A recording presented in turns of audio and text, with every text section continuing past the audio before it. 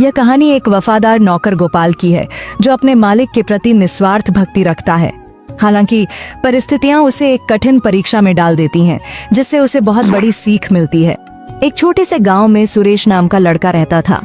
बचपन में ही उसने अपने माता पिता को खो दिया। उसके पास न कोई सहारा था, न ही उसके पिता की कोई जमीन। वह एक छोटी सी झोपड़ी में रहता था, लेकिन गांव में आई बाढ़ के कारण उसकी झोपड़ी भी बह गई।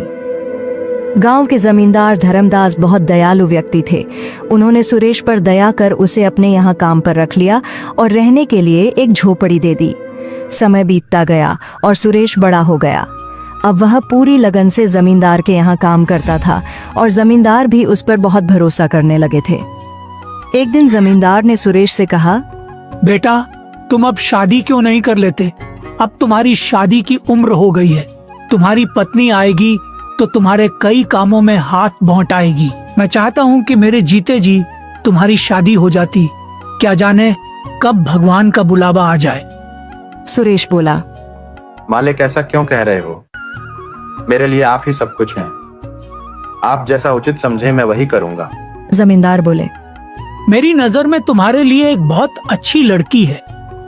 शादी के खर्च की चिंता मत करना, वह मेरी जिम्मेदारी होगी। सुरेश झिझकते हुए बोला, जो भी आपका निर्णय होगा वह मेरे भले के लिए ही होगा। आप मेरे पिता समान हैं।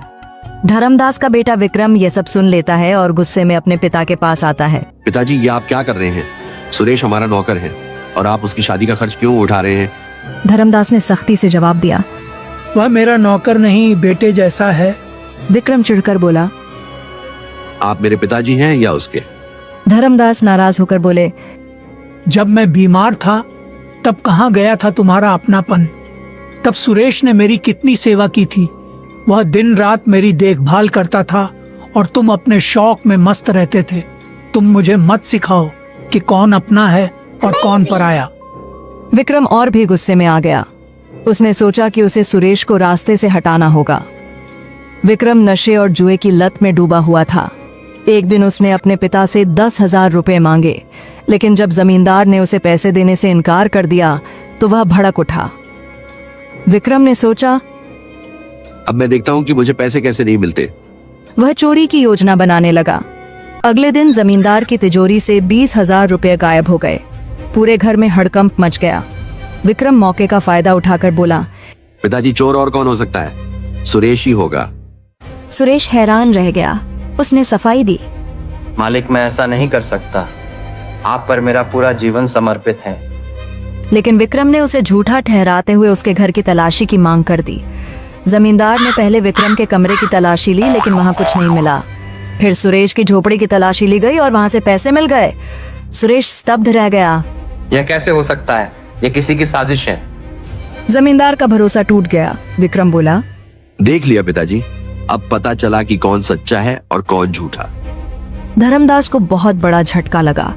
उन्होंने सुरेश की तरफ देखा, लेकिन कुछ नहीं बोले। सुरेश रोते हुए बोला, मालिक, मैं निर्दोष हूँ। मैं आपके लिए जान दे सकता हूँ, पर चोरी नहीं कर सकता।